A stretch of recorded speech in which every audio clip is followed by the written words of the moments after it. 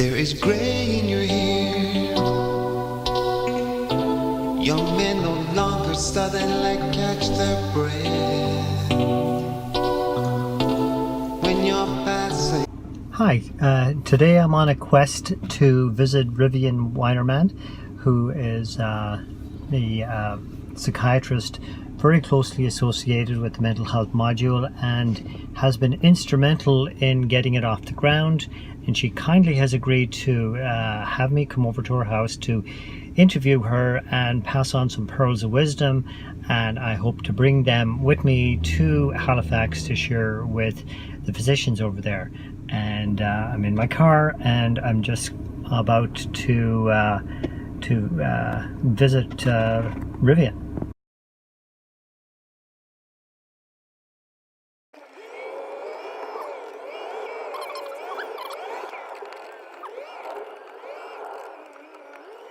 Here we go, 3566. Hi everybody, I'm here in Rivian Wienerman's house. She's kindly agreed to share some pearls of the mental health module, and she's already been to Nova Scotia and has met and seen some of you guys before, and she wants to say hi. Hi, everybody. Thanks, Rivian, for coming. And just had a few little questions here. You've been involved in this module for how long now? Well, we started work on it in 2003, but with Doctors of BC, it was around 2008. Wow, that's a long time. Well, thank you for getting involved in that and sharing your experiences and getting us all up to speed, and for inspiring us to be better doctors at mental health and bringing this to our practices and allowing us to pass on some of your pearls of wisdom to our experiences. We really are grateful for that. You're welcome, with my team. Thanks. And Helen Campbell, of course, who isn't here today, but we acknowledge Helen's her contribution as well. Now we've done in BC, we've done the module and rolled it out for the last I guess 7 or 8 years now, and I was there from the beginning, and thank you for having me. And I know we had some statistical people and analysis done, trying to make our efforts measurable and see if they made a measurable difference to prescribing practices and engagement of mental health and primary care. And I know Hollinger had been hired by the province, and can you make a few comments on the Hollinger's his findings? Yes, he and his group initially did sort of an end of module analysis after the first train the trainer. Then they went ahead, and after more people were trained, they did another analysis of the 5th wave. And then after 3.5 years of the training, of people having been trained and using it in their practices, 3.5 years later they did another analysis. And the results were, from my point of view, pretty fabulous. I mean, things like over 80% in almost all areas of comfort and confidence and GP job satisfaction, and feeling that their patients felt the impact of this care and improvement in their patients' response. I think over 70% felt that their patients had a better return to work, and had a better ability to stay at work when they were working. And they found something like a 39% decrease drop in prescription use. That's staggering. Yeah. Considering how much antidepressants, especially the newer therapies, are promoted, and in that environment, the prescription rates went down by 39%. 39%. And do we have go ahead. Antidepressants have their place. Right. But particularly if they don't need to be used, and you can use skills, like CBT skills, rather than pills, I like to say. And in your many years of being a family doctor and a psychiatrist, Yeah.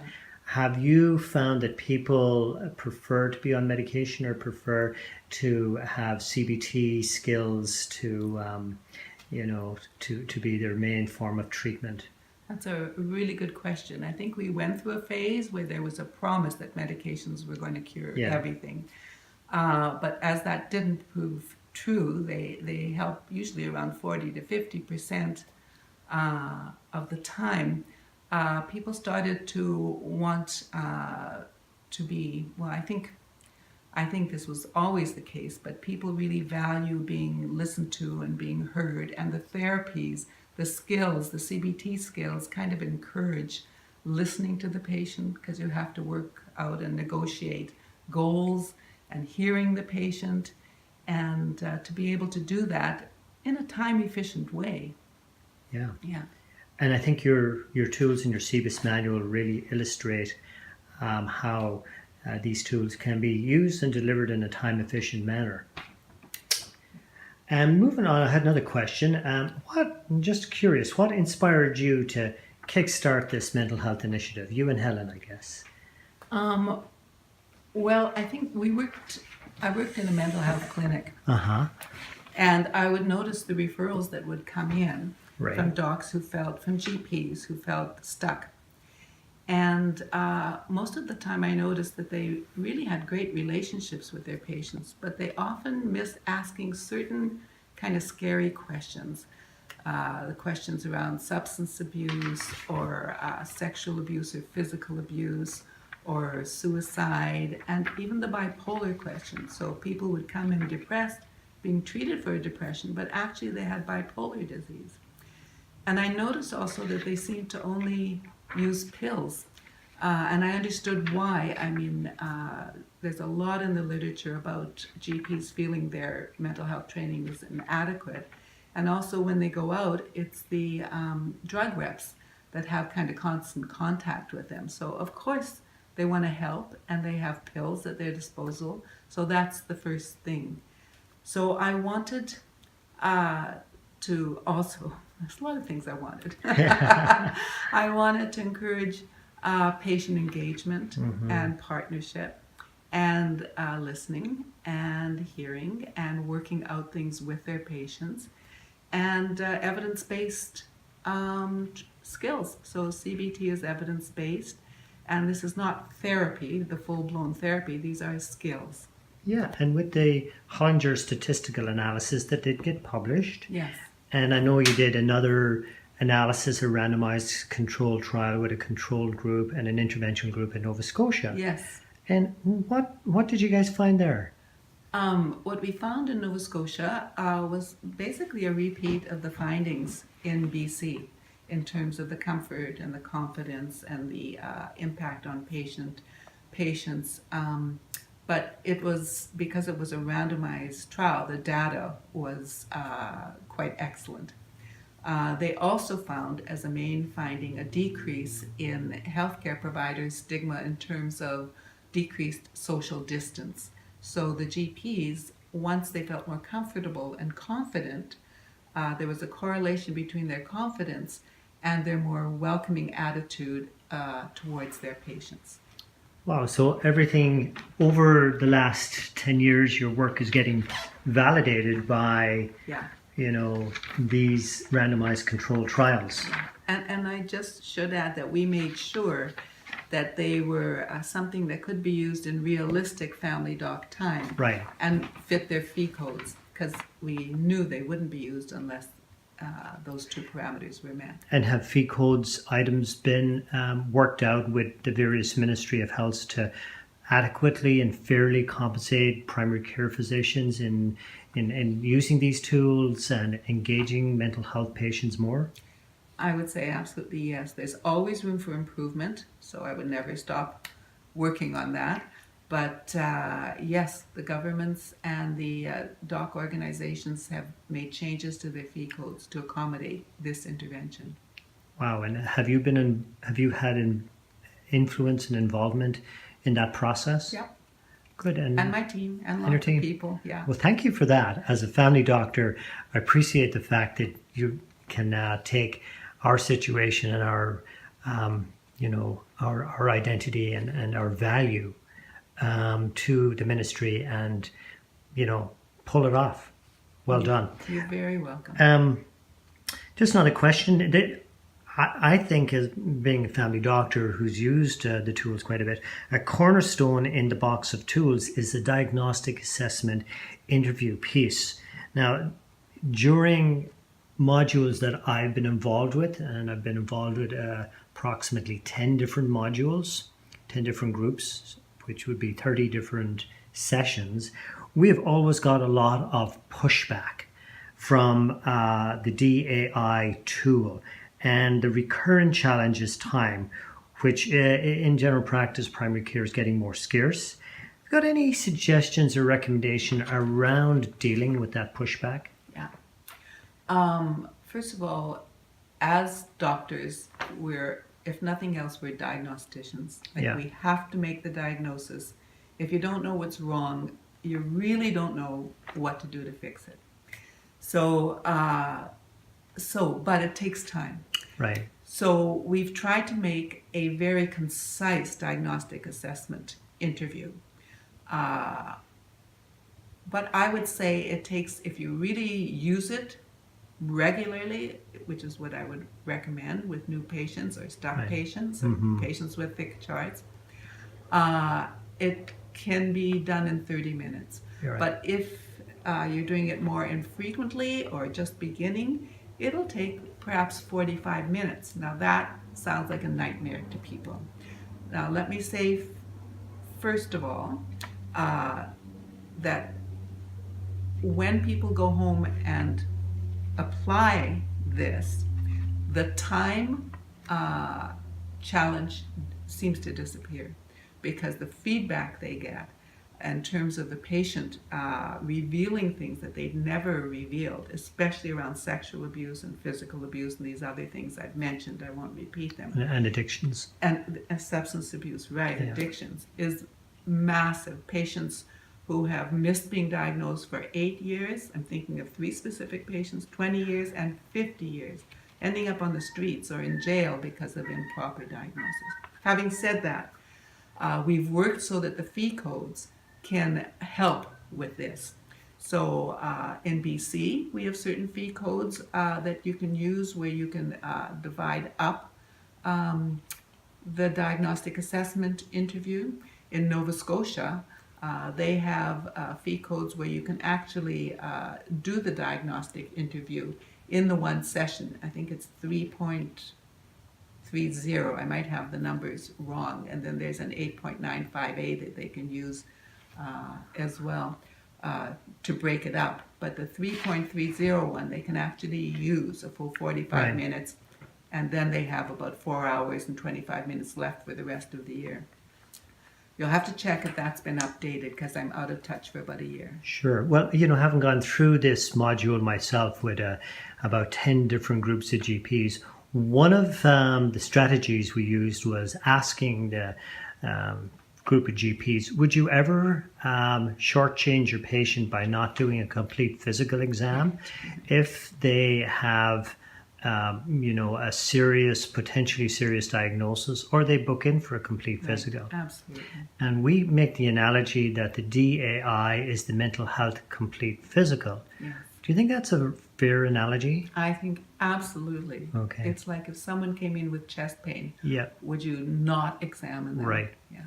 So I think that's a pearl that I personally, as a family doctor, want to pass on to other leaders who might be leading some of these sessions. Brilliant.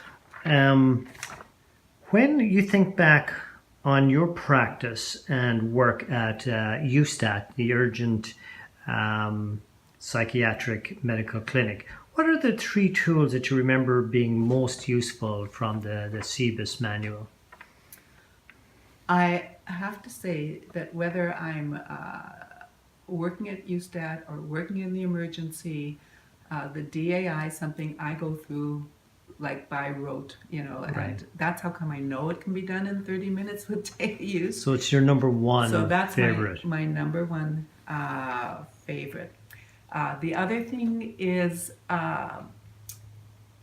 negotiating with patient goals and listening and hearing. People don't realize that listening and hearing is treatment. Right. When I come home from work and I'm up to here with things that have gone on, and I say to my husband, you just got to listen to what's gone on today, and I just tell him everything.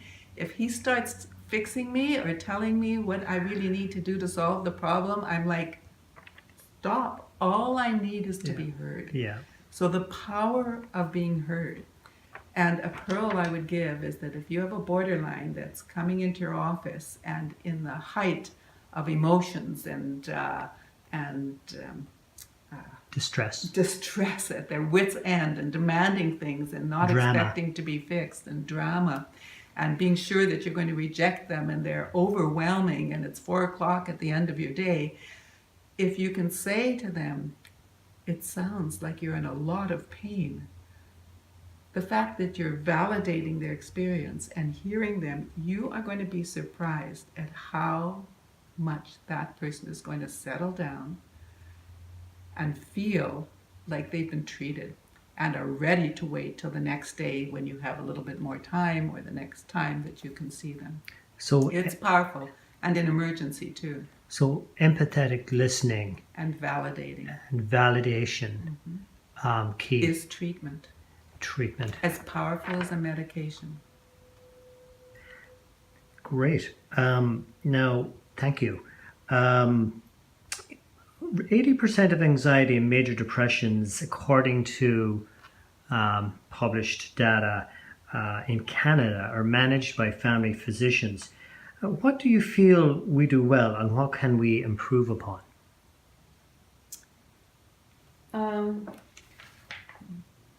Yeah, look at your notes. I had something written that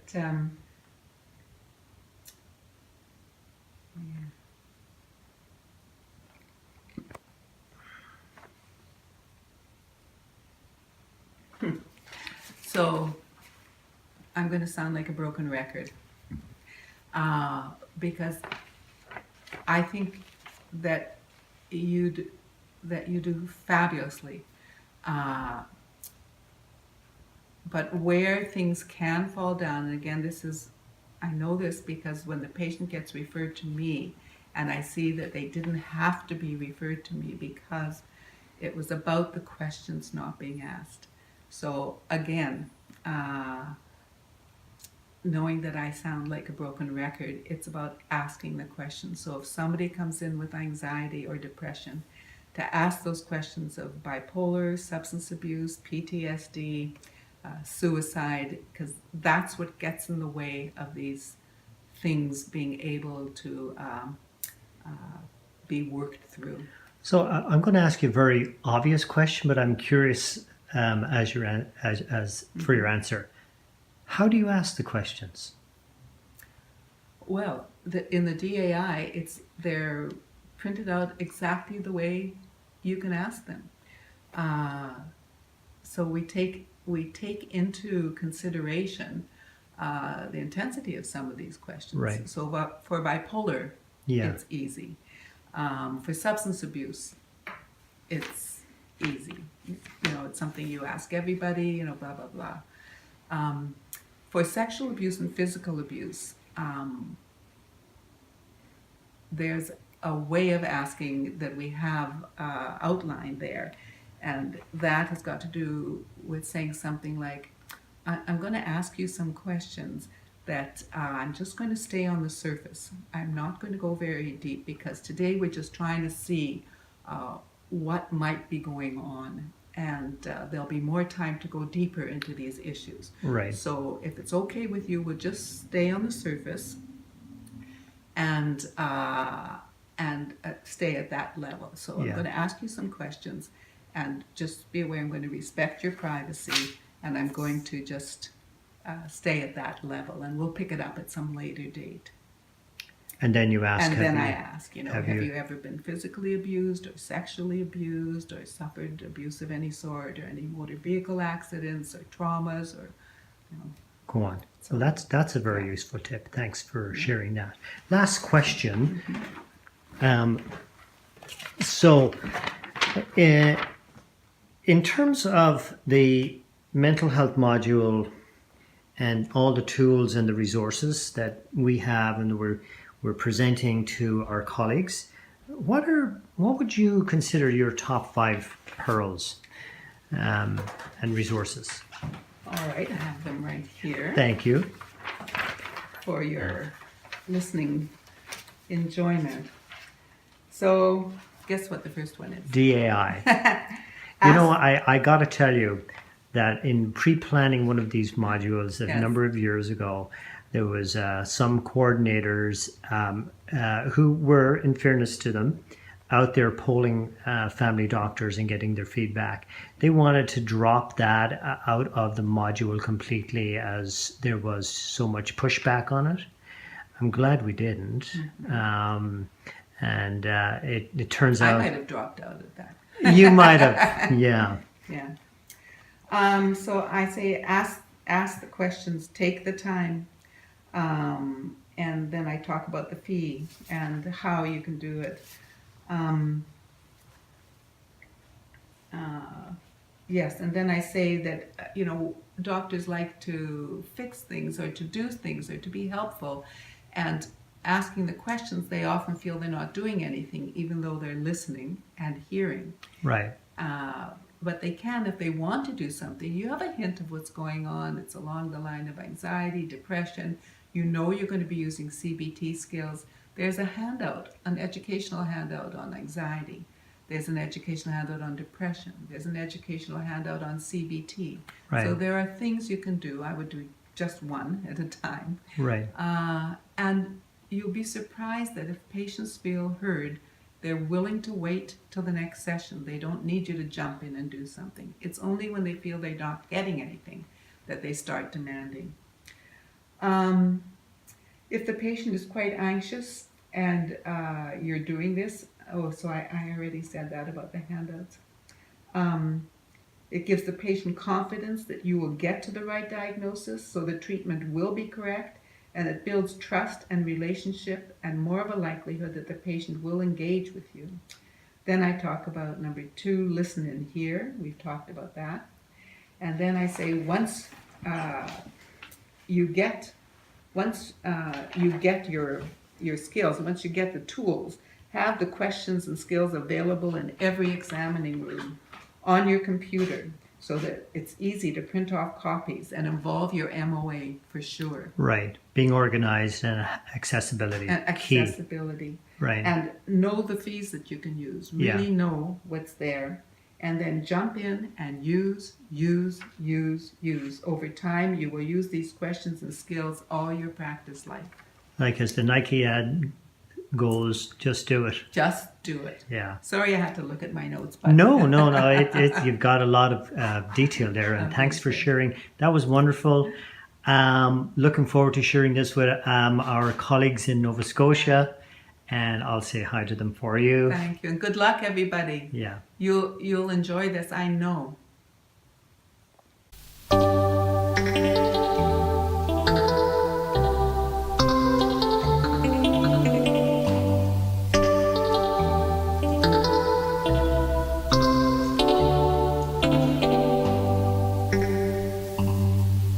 There is gray in your hair,